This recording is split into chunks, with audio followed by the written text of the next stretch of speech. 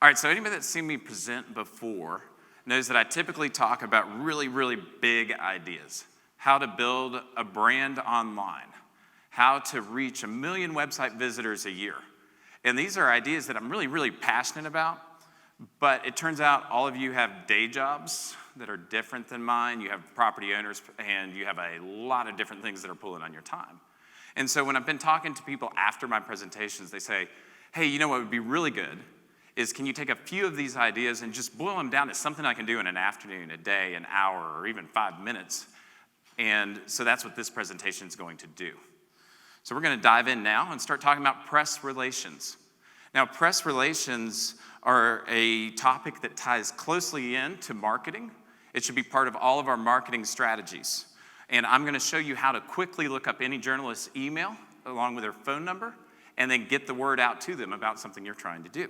Now, you may be wondering, why does this even matter? Who cares about press relations? This doesn't matter to me and my brand. Well, it matters because there is a conversation that's happening out on the airwaves and on the internet. That conversation will happen with or without you. So do you want to participate in it? Or do you want other people to be able to have that conversation without you? Because, you know what? They're talking about your destination, they're talking about your brand, and they're talking about your industry. Here's an example. They aren't talking about a family that traveled to Gatlinburg last week that made great memories and then went back home to Atlanta and remembers that. They're talking about this one sensational headline, a shooting at an Airbnb. That's not what I want to be known for. So I want to show you how we can find Mark's email. We just go over to a tool called Muckrack. We drop that name, Mark Nathanson, in there. We hit search. It's going to pull up a few people. This is the guy we're looking for. We click his name there, and it takes us in here. Mark writes for the New York Times. He writes for ABC News and a lot of other different outlets that I'd love coverage from, or I'd love to be able to participate in the conversation. Over on the right-hand side, I've blurred out the contacts because I know how humans work. We would have all bombarded Mark because that's the one guy we had the email and phone number for. Didn't want to blow up Mark's inbox. So Mark here has his phone number, his email. We even have a button that we can just send him a pitch straight from within Muckrack. But we aren't going to do that. We're actually going to call Mark because most PR consultants, most PR companies now are too lazy to pick up the phone. And if you can pick up the phone and say, hey, Mark, I see what you're trying to do with this article, but here's a different angle on it that I'm pretty passionate about, and I think I have some inside information that your audience would care about, and you go after that in a proper manner, Mark's going to be interested in that. And you've asked his permission, can I send you the email? This isn't about permission. We have his email address. This is about standing out in an inbox that probably gets a couple hundred pitches a day. You'll have much better results when you go that method than if you were to just blast out an email telling him something about your brand. So you can look at what makes them tick, different articles they've written, and we can dig into that and we can see, okay, this is the hook we need to go after this guy with. Now, the reason the hook matters is because press outreach is similar to fishing. And like this guy, if we go to fishing without a strategy, it's not going to end well for us. So what are hooks? There's all these different hooks. Contrarian, is it a resource or is it an attack? But to just put this in simple terms, if you pull up a bar stool at a bar tonight and you're sitting next to a stranger, why would that stranger care about what you have to say? It's not going to be a house you just signed. They don't care about that. It's going to be what makes this conversation worthy with a stranger at a bar. And if you can figure out that angle, you have figured out your hook. Now, we can also do this same process of looking up a journalist's contact information to find brand evangelists. So I'm going to use Book Direct here, but you could also use your destination name. You could use your brand name, popular POIs in your destination, like Dollywood. And what you'll do is you're going to go put that on Google News, or you'll put that on Twitter or different spots of that nature. So we're going to try it here on Twitter. We search Book Direct. We find that there is sedona.org. We click into their profile there, and there's a website. Great. So this is somebody that's already passionate about Book Direct, and we may be able to do something collaborative with them.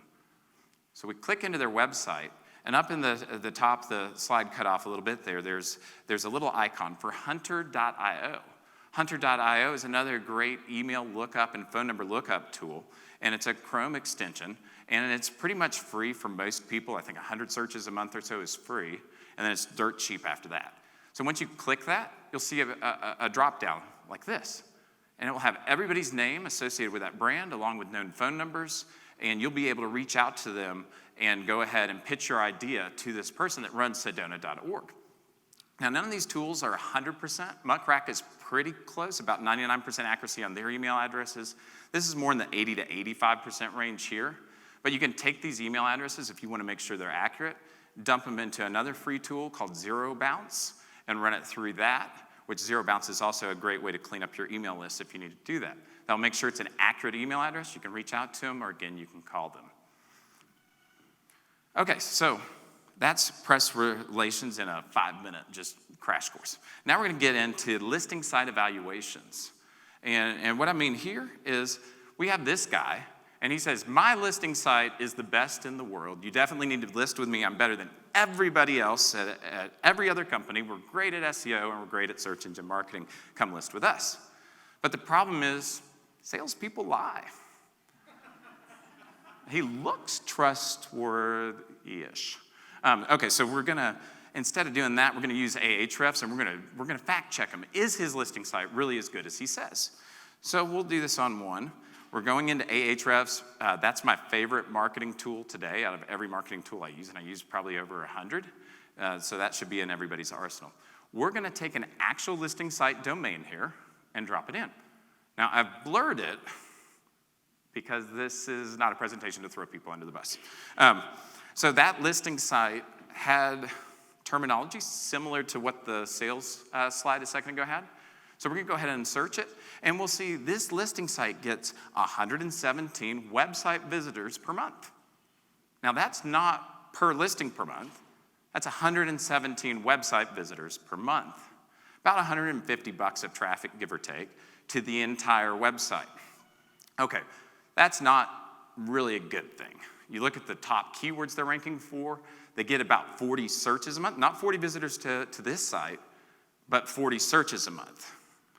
Okay, we've got math, don't let your eyes roll back in the head yet. This is a super simple formula to determine, do you want to list with that guy? Total traffic divided by total listings times your conversion rate is going to equal the ROI potential for any listing site. So, in this case, we have 117 website visitors divided by 1,000 listings on that site, times 0.01. And the good news is, if you pay them and you list your properties, you will get 1,000th of one reservation every single month you advertise there. Who wants to sign up? One taker. Okay, so he's fortunate because that actually works out much better on an annualized basis, almost 100th of a reservation a year. And if you list for 1 century, you'll get your first reservation. Yeah, that's not gonna work for me. Okay, maybe it was Ahrefs, so we're gonna try another tool, SEMrush. We're gonna see what do they say about the same site. Ooh, even worse. It shows 91 visits a month. We dig in. This site's been around for a little while too. And yeah, it's growing. It grew all the way from 70 to 90 there. Yeah. I'm probably not putting marketing dollars into this site because that doesn't make sense to do. Okay, so right here in this market, a competitor of mine, not a direct competitor, but a competitor in the search engine results and an SEO competitor of mine is Visit My Smokies. I'm not affiliated at all with them, but I wanted to show you a good example of a listing site. They have listings on their site that different property managers that pay taxes here in our area can list there. I think it's actually free, is that right, Justin? Okay, so, but even if it were paid, this would be a good example of a listing site you should pursue. So they get 102,000 organic traffic according to Ahrefs, and it's worth over $100,000 in value per month. That's more in line with the traffic I would expect to see on a listing site if I'm going to put money into listing with a site. So they're ranking for terms that I would expect a brand to rank for. They rank for Dollywood. They rank for the destination names. They rank for the monetizable terms like cabin rentals and vacation rentals. This looks pretty good. And when we put it into the exact same formula, and we start to work the math, we can see, okay, this is going to produce us about a conversion a month. That's 12 conversions a year. That's a meaningful percentage of the conversion volume that my brand needs. So when you look at that math, another way to analyze it is how much is that traffic if we divide it across all of the listings, and the traffic value is meaningful, $1,300 a year. So if you can list on the site for, say, $500, and the traffic value is $1,300, you have an $800 spread, plus somebody else is managing that spend, and you're getting economies of scale that most likely your brand could not produce. So this would make sense. So that's listing site evaluation really in a nutshell. One thing to keep in mind, and the one outlier piece of this is, there may be times where it makes sense to invest in a listing site that's negative ROI. Those times would be, let's say you and some other property managers are banding together to try to create a site for your market. You may know that you're gonna have to sink costs into that for 3-5 years to actually produce meaningful revenue from that, and you're okay with that drag on the economic engine of your brand. But you wanna know that coming into it. So don't just believe somebody when they say, this makes sense, that you're gonna make money with this today. Instead, put it through this process. It's a really simple process, 5 minutes. So anybody that was complaining that it takes a year to implement what I do in a presentation, we can all do this in 5 minutes. Something even easier to set up, if you get bored later in the presentation, you can set it up right now. Google Alerts. So Google just, Gatlinburg just a couple weeks ago had a mudslide on the spur. That's the road that connects Pigeon Forge to Gatlinburg. And that mudslide happened, and Google Alerts could help a property manager stay ahead of something like that. To go into Google Alerts, all you have to do is just have a Google account of any kind, a Google Apps account or a Gmail account. Go to Google Alerts, you add your destination name, your brand name, different things of that nature, and you set up the alerts. Once you do that, you get emails like this one that I received. Hey, we've got a mudslide. And then you click through, and you see the slide like that. So now what do we do with this? Well, if it's a big departure day in our destination, we might just go ahead and hit every guest that's departing today with an email proactively that says, hey, there's a mudslide on the main way out of town. The detour is backing up. You may want to take the alternate route out. Here it is. That takes just a little bit of effort and shows your guests you actually care about them. Another thing, maybe we don't want to do all that. We could at least tell our people that are answering the phones about the mudslide so they're prepped and they don't get broadsided by this. So another thing for Google Alerts is reputation monitoring. Reputation is critical to each business in this room, no matter what kind of business you have. But if you're a property manager, it's even more critical because your brand's value is simply put the value of your tangible assets combined with your reputation. Most property managers' tangible assets are relatively small, and so the reputation is humongous. That's your homeowners, that's your guests, that's those contact lists that you've accumulated over the years. And so to just do one little thing that can help your reputation, go over to Google Alerts, put your brand name in, set up that alert for real-time monitoring, and you'll get emails like this one, where it was actually a positive mention of us in the Washington Post, and they were mentioning something about our brand. So we clicked through to that, and we saw this 8 wildflower hikes article. Well, one thing we did notice in there was no link to our website. And if I'm going to be on the Washington Post, I need a link. And so I used the press outreach tips that we just talked about a second ago, jotted down the phone number on a Post-it note, and on my drive home called the journalist up. And I talked to the journalist, and they were willing to add the link to the article, not because I needed a link, but because I found a hook. This was a resource that their readers needed. And so they then linked to our site. And the reason that matters is we now have traffic coming to the site free of charge. We don't have to pay Google for that or anybody else for that. It's now a reputational boost. We've been featured on the Washington Post. That doesn't suck. And in addition to that, this is part of the SEO value of a brand. When you get links in, again, this isn't a deep dive into SEO, but when you get a link from the Washington Post, it helps every key phrase on your entire site start to rise. Okay, diving into Facebook remarketing. We can use this to acquire more guest reservations. This is going to be one of the more difficult things to set up, one of the 2 most difficult things to set up during today's presentation, but it can still be done in an afternoon. So we're going to use dynamic remarketing. It looks something like this. You get on our website, you go look at some properties and search results for properties. You find one you really like, but the attention span of an average human is 8 seconds. That's not very long. It's a little bit less than a mouse. Used to be 12 seconds, then smartphones happened. So they leave. Well, where do they go? Who knows? They're dealing with their kid, their dog, somebody at work, but later on that night, they're on Facebook. And so they start to see the properties, the exact same ones that they were looking at when they were on your website. And they see other ones that are similar. And they click back in, and we've closed the loop because they book with us. This is fantastic. So we do this for a cost of about $50 a reservation. And we all want more reservations. This isn't rocket science. It really boils down to 4 steps. You need a Facebook ads account. You also need a tracking pixel or script on your website, which is similar to a Google Analytics script. In addition to that pixel is going to have to fill up over time. It's not going to serve ads to just one person. You need a few people to actually visit. And then finally, you're going to need a catalog. The catalog sounds like a pretty difficult piece, the e-commerce catalog. In reality, it's just a spreadsheet. That's a fancy name for, you're going to make a spreadsheet of all your properties with some important information about each property. So that sounds difficult to go implement. The good news is Wes Melton, sitting right over there, made a guide, and that's really, really hard to read. So if anybody needs it, just let me know. But it's bit.ly/dynamic-fb-vr/. Or you can email me at the end, and I'll get you that link. It goes through this step by step, exactly what you need to do to implement dynamic Facebook remarketing on your website. Okay, so that's great. We have guests, but all of us want more owners. So owner remarketing can help you acquire these homeowners at just pennies on the dollar of what a lot of us are probably spending today. So this is back when we were in property management. We used to run a property management brand before a listing site.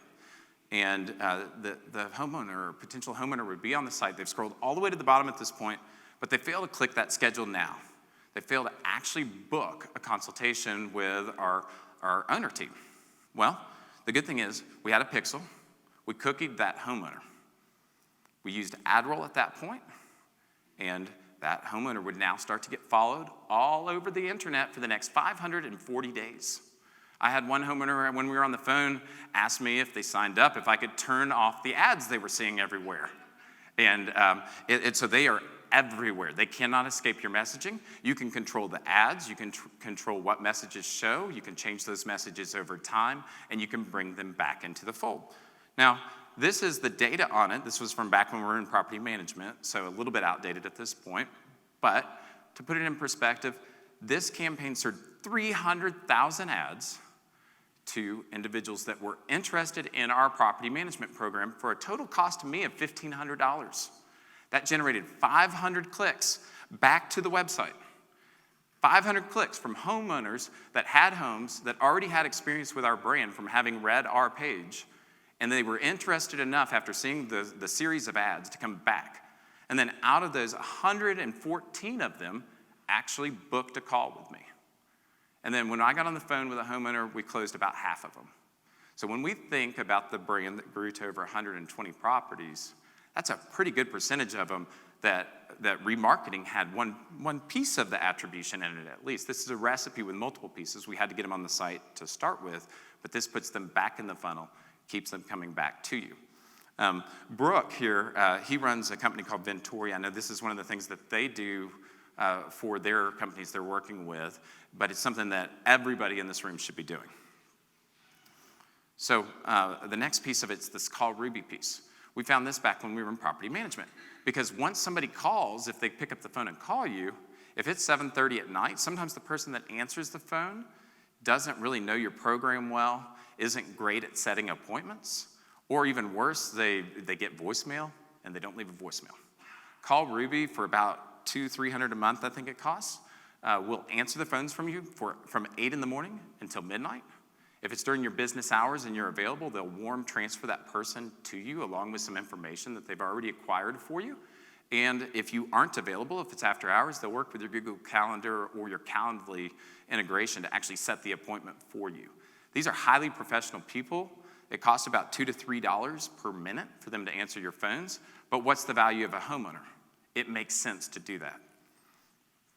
Next, we can use it for regular just lodging remarketing. And it's the same exact process, except these would not be dynamic ads. These would be more general ads to bring them back into the fold in a different way.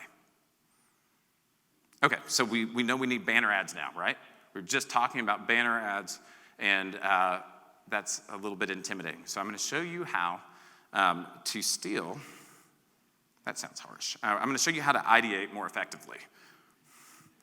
We're going to take Vacasa, because they've received a few pretty nice rounds of funding at this point. We're going to drop Vacasa into SEMrush. Once we drop them in, we're just going to click Display Advertising there, and we see a couple thousand ads that Vacasa is running nationwide today for homeowner acquisitions as well as guests. So we click into those, and we find a few we like, and we have a designer that either works for us on a freelance basis or is on the team, so we just go ahead and download all those to our desktop. And here's our starting point.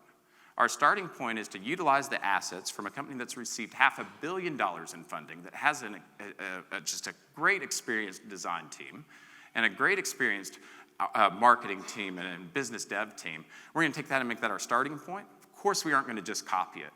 The message that works for Vacasa is not the exact message that will work for any of you. So you have to change the flavor to match you, your brand, your unique selling propositions, what sets you apart. Once you do that, leverage these talking points as well, make a beautiful ad, and then you're ready to rock and roll.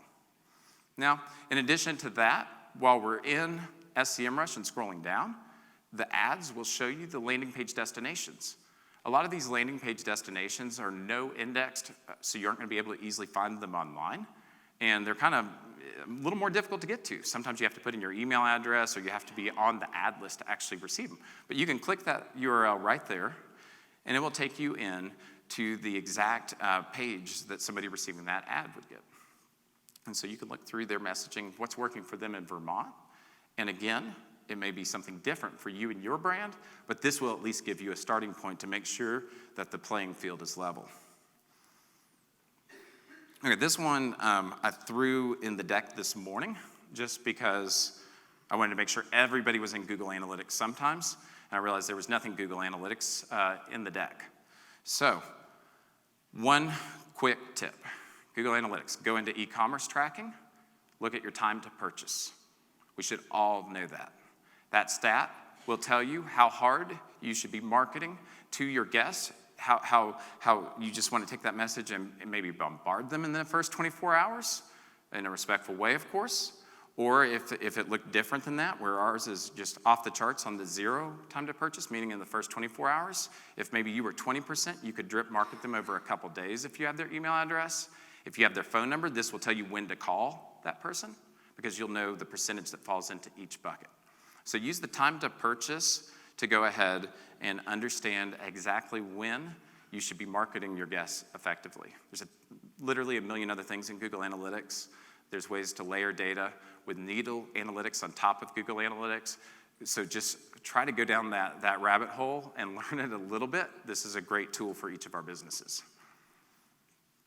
Okay, so being known as kind of like this SEO person in the vacation rental industry means I get text messages and emails from different people that have seen me present or friends that I have saying, hey, my site got penalized. This isn't good. Google hates me now. What did I do? How did this happen?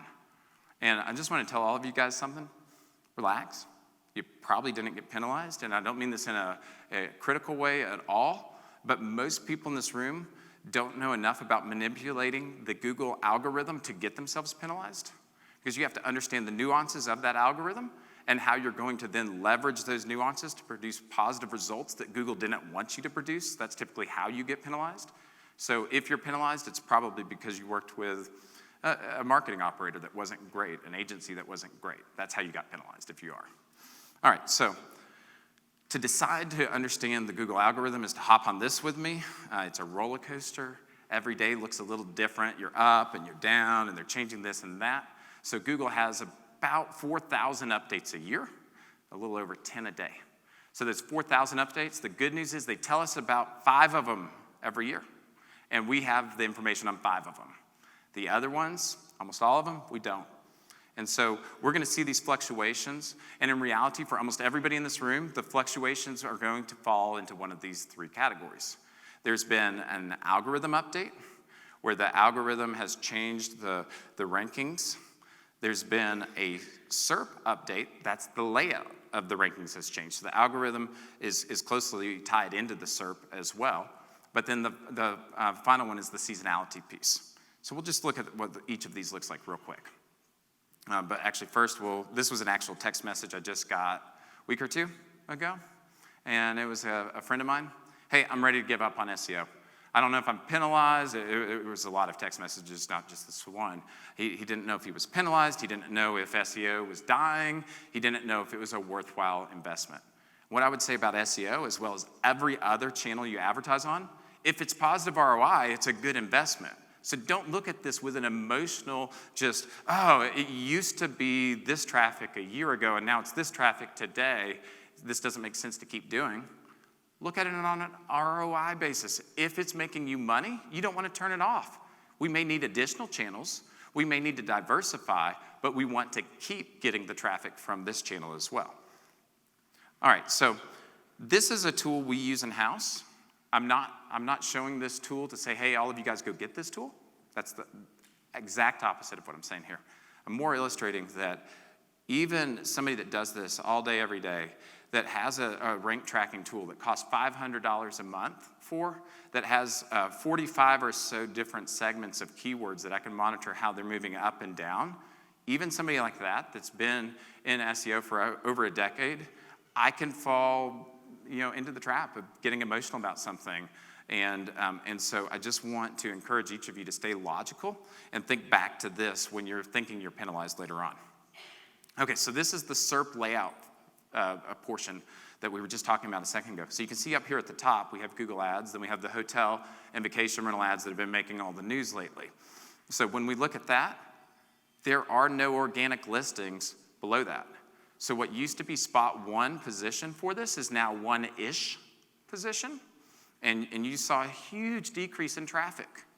So that's a Serp layout. You didn't get penalized. Google actually thinks you're the most relevant result if you're in spot one. It's just you aren't the most relevant result that's paying them a lot of money. So this is what seasonality looks like over time. This is Destin Vacation Rentals right here. If you're in Destin, this is the seasonality trend that Google Trends has for that term. Here's what it looks like on Ahrefs. See all those peaks and valleys? That's crazy. Now, one thing that happens is we're all in very seasonal businesses. We get a lot of extra time on our hands, oftentimes that perfectly coincides with our traffic drops. So we sit around and we worry because we have this time to worry. In reality, it's the seasonality. There's another good example of the seasonality. It looks like the roller coaster slide from a second ago. There's all kinds of tools that you can track this seasonality with, and you can look at your year-over-year data. That's a good grounding spot to go back to. What was your traffic a year ago for this time period? Are you up or down? If you're up, and if your conversions are up from Google versus a year ago, then who cares what they're doing with Google Hotels, other than that may be another channel we want to pursue. Okay, so back to the algorithms. We have a couple tools we can go to quickly check on what is happening with the algorithms. So last January, we had some pretty significant updates that came out in the core code for how Google ranked things. And there were all these changes. That's displayed here with just temperature. The hotter it is, the more likely an update just occurred. There's a nexus of keywords that they're monitoring every site that ranks for these keywords and the flux around those rankings. And the more flux there is relative to what the norm flux is, then that's how you know that it was probably an algorithmic shift. And so look at the temperature. There's no winter days in Mozcast, unfortunately. There's always flux. But the higher the temperature, the more likely there was just a big algorithmic update. SEMrush Sensor is another one. So when you look at SEMrush Sensor, what it does is on a 0 to 10 scale, it tells you the likelihood that there was just an update, or the heat of the update is another way to think of it. 10 is as bad as possible, complete flux. 0 would be complete stability. So SEMrush, one of the things I like about them, you can go in and you can pick by sector. So you can look at travel, because even though this last update had scores of close to 9 for, say, the financial or the healthcare, it was only 5.9 for travel. So that means, hey, cool, we can breathe a sigh of relief. All of our sites probably had less of a chance of being hit by this than, say, a financial site. Now, Orbitz was the exception to the rule with almost a 60% drop in traffic. So that actually drove a lot of the 5.9 you see. Okay, none of my presentations are complete without talking about content marketing a little bit. That's my passion. So content marketing on a budget, and I don't mean just a financial budget, I also mean a time budget. So basically, how do we use our resources wisely to undertake content projects? This would be the other one that probably is going to take you a whole afternoon to take it from end to end. So, first tool that everybody has to know about, if you haven't used it before, it's free to use everything I'm showing here in the presentation, and it's called Answer the Public. So Answer the Public, you put a term in like Gatlinburg, and it spits out these beautiful images of keywords. And it's everything around prepositional phrases and the questions, the who, why, what, where, when, that guests in your market are actually asking the questions about. So for example, it's kind of hard to read there, but it says Gatlinburg when it rains. This was something that I happened across probably a couple years ago on an Answer the Public search. Realized we didn't have any blog content about that. So we created a blog post, Gatlinburg when it rains. And we optimized the post, and now it says a featured snippet for that phrase there. And so that drives traffic. Every time it rains, we get a bunch of traffic into the site on that page. And so since that worked so well, we went ahead and added a page for Pigeon Forge and Sevierville and every market we're in. So this is what it looks like. You search, you get all of these questions. As you scroll down the page, it shows all the prepositional phrases. And then as you get towards the bottom of the page, it's going to show all of the keywords as well as the volumes associated with the keywords. You can download this data into CSVs. You can download the images, print them out for your content marketing team, and put them up on the wall without doing the crazy keyword research that I've shown you in some of the past presentations where you're predicting future ROI on a keyword by keyword basis. This allows you to just do quick and dirty keyword research. Get in and get right back out. You've got 10 content ideas 10 minutes later. Another one, this allows you to do keyword research every day when you're on Google. It's not quite free, but it might as well be. It's $10 for 100,000 credits. They never expire, so it's not even $10 a month. Everybody should go pay for it. They should install this Chrome plugin today. And so when you're in here and you search something like Chimney Tops Trail, maybe we're thinking about creating a review of the Chimney Tops Trail. It gives us the volume for that. How many people are searching this each and every month? It also gives us all of the related keywords over here on the side, and it gives us what people are also searching for. This is all great information to give your content author to include in whatever they're writing. Not just because there's keyword volume around it. I don't give a crap about that. I care about my users. I want to answer the questions they have. Because if I answer the questions my users have, then Google doesn't really matter anymore. Google will take care of me if I take good enough care of my end users. If I don't, then none of that matters. I don't want to get traffic across my site if I don't take care of the end user. So we can also go into Keywords Explorer. It's another Ahrefs tool. We were looking at Ahrefs a minute ago. Once you're in Keywords Explorer, right there in the center, you see the questions that people are asking. You can click into that, and it shows you all the questions that people have about Chimney Tops Trail. So we're going to make sure all of those questions get answered. They're the exact things you'd expect to see. How difficult is the trail? How long does it take to hike? How much elevation gain is there? Where do we park? What are the best times of year to do it? But your content author, especially if they aren't on your team and they aren't familiar with your area, may not know that right off the bat. So these questions can be extremely valuable in making sure that your piece of content is well written. Up in the left-hand corner, I did sneak a keyword difficulty score in. Keyword difficulty allows you to understand if you will be able to rank for that keyword prior to ever making the piece of content. And if anybody wants to know more about that, I would be happy to send a past presentation called 0 to a Million to you. And with that, we show how to model out whether or not you will rank for a keyword and the exact profitability of each keyword before you invest in the content. So moving on forward, most of us don't like to sit down at a desk and hammer out a piece of content. If you do, then great, but most of us want to outsource this. So these are 4 brands that have outsourced about $500,000 worth of content to over the last decade or so, and I'm currently big fans of the 2 on the right, CopyPress and Writer Access. Those are very different brands depending on the type of project you're doing.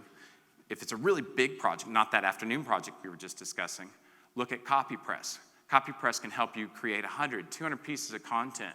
They have an editing staff in hand. They can help you with the ideation. They can help you with all types of things.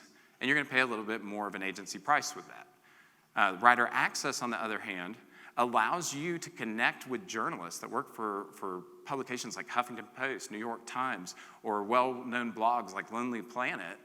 And then you reach out to those journalists and you put them on your freelance team, and everything happens through the platform. They have access to your creative briefs, the personas of your end users, and then you go back and forth with the editing process right there within the platform, and you get the content that way. Either way, you could probably find authors and start assigning content within an hour of hitting the website for the very first time. So, problem is now we don't have photos, and we need photos because who cares about a hiking trail review if they don't know what it looks like? So we went through Instagram, and we found this photo, and it's a great photo. Well, the problem is I don't have the rights to just use that photo. That's somebody else's. There's copyright laws protecting that. But if I ask them if they own that photo and if I can use that photo, and they tell me yes, then I can. So you can go through, and you can ask them something like this. Basically say, hey, I love your photo. I'd love to use it on my website for marketing and for review purposes. Is that cool with you? And they're like, yeah, it is. And so they respond back that it is, and now you can use that photo. So you don't want to sit there and do that yourself because this is just mind-numbing work. But if you have a VA on your team, you can put them to work on it on say, 100 different points of interest in your market, whether it's restaurants, attractions, the scenic drives. There's photos on Instagram of all of that. So we've licensed about 30,000 or so images using this process, and those 30,000 or so images become a competitive advantage because now we can launch content faster. We may not have the ability to get our professional photographer right to the review, but now we can at least launch the review while we're waiting. So if you want to hire a professional photographer, though, either on a freelance or a permanent basis, which you will want professional photography eventually because it's going to be more cohesive when you have one person doing all of the photography efforts, and then you can supplement that with the UGC or user-generated content that you just licensed. Just go to Instagram to hire your photographer. Find one of those really photographic places, like here, Klingman's Dome is one of them. People love to go up there and shoot starscapes and sunrises and sunsets. That's where all the photographers and videographers go. You'll scroll through those, and you'll find a beautiful starscape, for example, like this. So you can just click that end user's name right there, and we're on Evan's profile. Right on Evan's profile, it says I can DM him. So I send him an email and say, hey, Evan, we'd really like to work with you. We love what you're doing. And so Evan writes back and says, here's my rate. And you're going to want to send this to 10 or so photographers, not just one. You'll see rates from $50 to $5,000 and everywhere in between. But by sending a few of these requests, you'll almost always be able to hire somebody on a freelance project.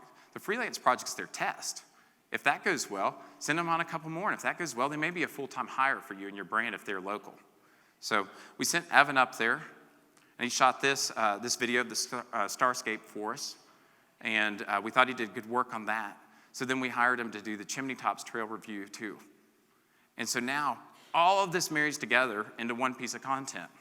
On the one piece of content, we have the aerial footage and this beautiful cinema quality video of Chimney Tops Trail.